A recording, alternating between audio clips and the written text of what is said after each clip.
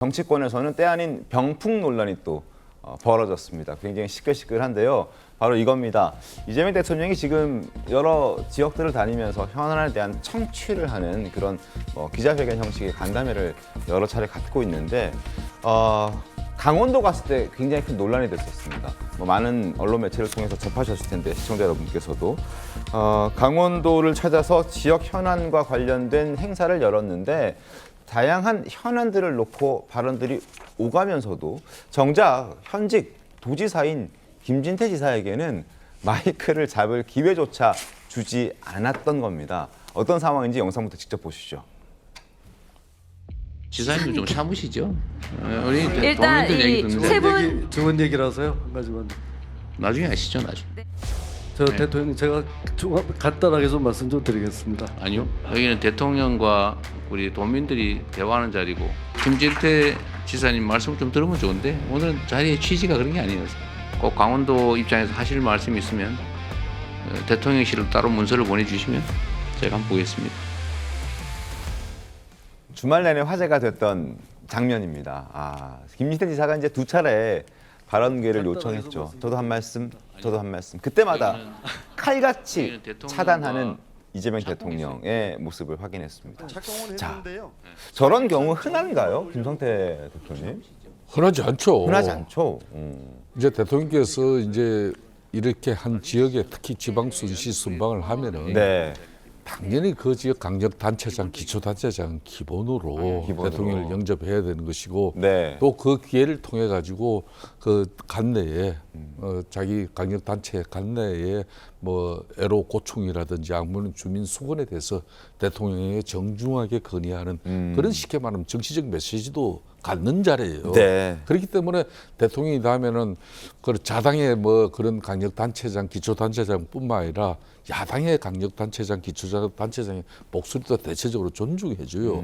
근데 저 부분은 아무리 이제 뭐 저런 타운홀 미팅을 갖다 사전에 대통령실에서 신청을 받아가지고 뭐 한 650명 중에서 250명이 참석했고 네. 그 사람들의 절대적인 목소리를 한 사람이라도 더 듣기 위해서 도지사의 그냥 목소리는 좀 제지를 시켰다 그러지만은 그건 좀 너무 옹색하잖아요.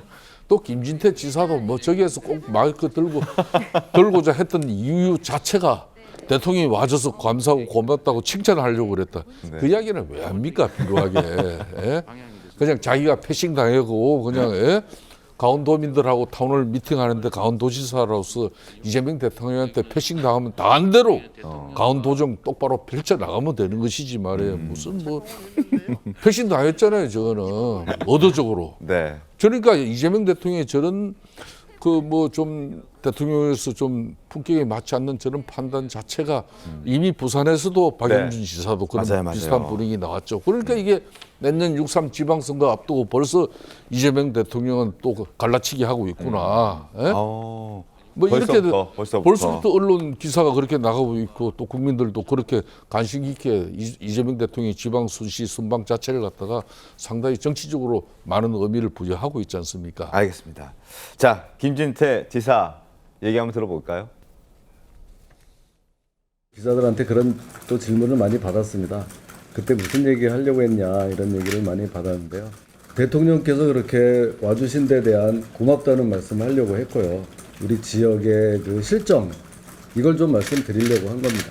대통령께서 지난번에 강릉 가뭄 현장에도 방문하셨고 연이어서 우리 또 강원 지역을 방문해서 또 시민 토론회를 해주신 것에 대해서 도지사로서 감사하다는 말씀을 드리려고 했고.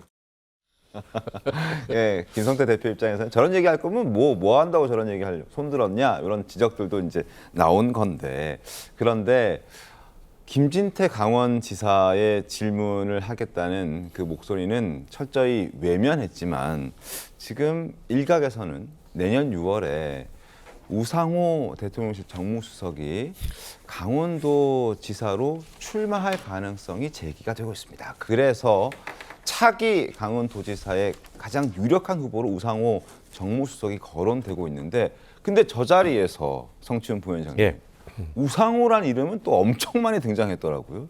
그러니까 뭐 이름이 언급되는 거지 뭐 발언 기회를 준 게 아니잖아요. 그러니까 일단 그리고 선거에 있어서 현역 단체장 현역이 그냥 무조건 압도적으로 유리합니다. 모두가 알고 있지만 국회의원 선거도 그렇고 왜냐면 현역 의원들은 저런 데 가서 인사말하고 인사 다니는 것 자체가 선거운동인데 네. 현역이 아닌 사람들은 어디 가서 선거를 준비하고 있다는 말하는 순간 공직선거법 위반이기 때문에 네. 그걸 못하기 때문에 무조건 현직이 유리하고요.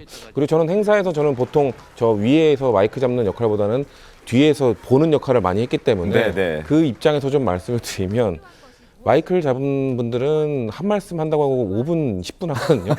근데 이 국민들 질문하는 도민들에게는 보통 1분, 2분밖에 안 줍니다. 그러니까 한 번 마이크를 누군가가 위에 있는 사람이 잡게 되면은 도민들의 한 4-5명의 말원권을 저는 뺏는 거라고 보기 때문에 정말 한 말씀이었을까? 정말 지금 아까 김성대 대표님께 말씀하신 것처럼 정말 그냥 고맙다. 고맙다는 말을 하고 싶었던 거라면 굳이 할 필요가 있었을까라는 것과 아마도 다른 현안에 대한 좀 본인의 의견을 길게 말씀하고 싶었던 것 같은데 좀 그런 차원으로 좀 봐주시면 되지 않을까라고 말씀드리겠습니다. 근데 이게 한두 번이 아니기 때문에 사람들이 지금 오해를 하고 있는 거고 오해의 소지를 만들고 있는 겁니다. 자, 2달 전으로 한번 가보시죠. 2달 전 부산에서도 비슷한 상황이 연출됐습니다. 야당 불만이 더 커질 수밖에 없는데 그 모습도 보시죠. 연말까지는 혹시 이사를 올 수 있을까 잘 모르겠어요. 올 수 있어요. 올 수 있어요.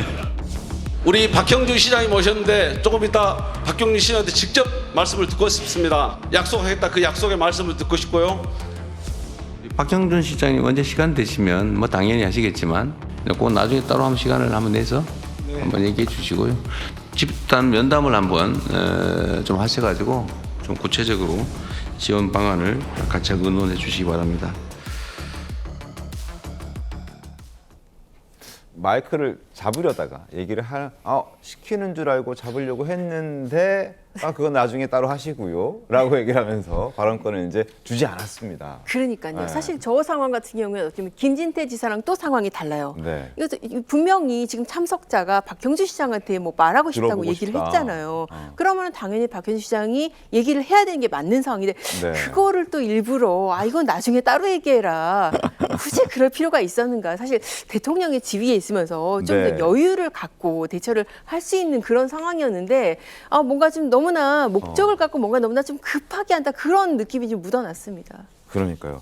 말을 하려고 했는데 하고 싶었는데 마이크를 잡으려고 했는데 줄 것처럼 하더니 주지 않았다. 결국 패싱. 결과는 똑같습니다. 결과는 발언권을 강원도의 김진태 지사에게도 주지 않았고 박형준 지사에게도 주지 않았다. 자, 왜 이런 일들이 벌어지는 것일까? 이런 분석들이 지금 나오고 있습니다. 저희가 조금 전에도 언급이 됐었는데 동아일보 한번 함께 살펴봐 드리겠습니다. 자, 서울, 부산, 강원 집중 공약 여권에서는 내년 6월 엄청 많이 남았다 생각이 되지만 출마를 하고 또 선거를 준비하는 사람 입장에서는 벌써 움직임이 시작된 겁니다. 야권에서는 부산에서 부산과 서울을 놓칠 수는 없다. 적어도 물론 내년 6월 지방선거 이재명 대통령이 대통령 당선되고 나서 1년 이후에 열리는 선거이기 때문에 여권에게 유리할 것이다라는 전망이 지배적인데 그럼에도 불구하고 국민의힘에서는 서울과 부산만큼은 그리고 대구 같은 경우 특히나 놓칠 수가 없다라는 겁니다. 그리고 실제 여론조사 결과를 보면 구체적으로 저희들이 말씀드릴 수는 없습니다만 서울과 부산의 경우에는 거대 두 도시잖아요. 각축전이 벌어지고 있습니다. 각축전이 벌어지고 있어요. 지지율도 비슷하게 나오고요. 그래서 이재명 대통령이 현직 국민의힘 소속 현직 지자체장들에게는 발언권을 안 주고 출마할 가능성이 있고 하마평에 오르고 있는 후보군에 있는 여권 관계자들의 이름을 언급하면서 지방선거가 벌써 이런 식으로 시작되는 것 아니냐라는 지적들이 지금 나오고 있는 겁니다. 김성 대표님 어떻습니까? 그렇습니다. 이제 정치 오래 하셨으니까요. 예. 내년 6월 3일 불과 이제 한 9개월밖에 남지 않았어요. 네. 그렇기 때문에 각 당 입장에서는 내년 지방선거 필성 전략을 갖다 수립하고 또 당내 그런 조직을 또 이제 띄우고 그렇게 될 그런 타이밍이에요. 네. 그렇기 때문에 이제 지금 이제 특히 지난 이제 2022년도에 치러진 그런 지방선거에서 특히 야당 그러니까 지금 보수 정당인 국민의힘 그 공천으로 당선된 지금 이제 강력 단체장이 17개 중에 12개예요. 맞습니다. 경기, 전남북, 제주 빼고는 이제 뭐 다 석권했죠. 다 석권이지 않습니까? 그런 측면에서 특히 이제 이재명 대통령 입장에서는 정치적 완성은 내년 6.3 지방선거에서 또 국민들의 또 제대로 된 평가를 통해서 절대 지방 정부를 갖다 민주당 주도로 자기 친정집 주도로 당선되는 걸 희망해요. 네. 그렇게 해서 이제 쉽게 말하면 정치적으로 완전한 완성입니다. 그렇기 때문에 이미 지난번 이재명 대통령실 그런 출범의 대통령실 내부의 인사 그리고 네. 이제 부처 장관 인사에서도 네. 내년 6.3 지방선거를 겨냥한 그런 뭐 선거 그리고 이제 세종시의 행정 수도를 갖다 놨는데 거기에서 또 해수부만은 빼내가지고 부산까지 이 부산 시민들이 해수부 오는 것은 이거는 뭐 오랜 수건이었어요. 그걸 이재명 대통령이 실천을 하는데 그 중심에 해수부 장관이 또 이제 부산 지역에 유일하게 민주당 국회의원 지금 한 사람 있는데 그 사람이 이제 지금 해수부 장관을 맡고 있어요. 네. 그렇기 때문에 정치적으로 해석을 할 수밖에 없는 거고 저런 부분이 대통령이 직접 나서 가지고 내년 6.3 지방선거에 불을 붙이는 부분은 이건 정치적으로는 상당히 바람직하지 않아요. 지금은 미국의 트럼프 대통령을 상대로 간세 협상 잘해야 되고 네. 또 국내적으로는 정치 안정시키고 국민 소통을 이렇게 국민 통합으로 이끌어가서 네. 대내적인 환경 변화에 우리가 잘 대처하는 게 중요한 거지. 뭐 지방선거에 대통령이 벌써 한눈 팔아지면은 이 국정이 위험해져요. 알겠습니다.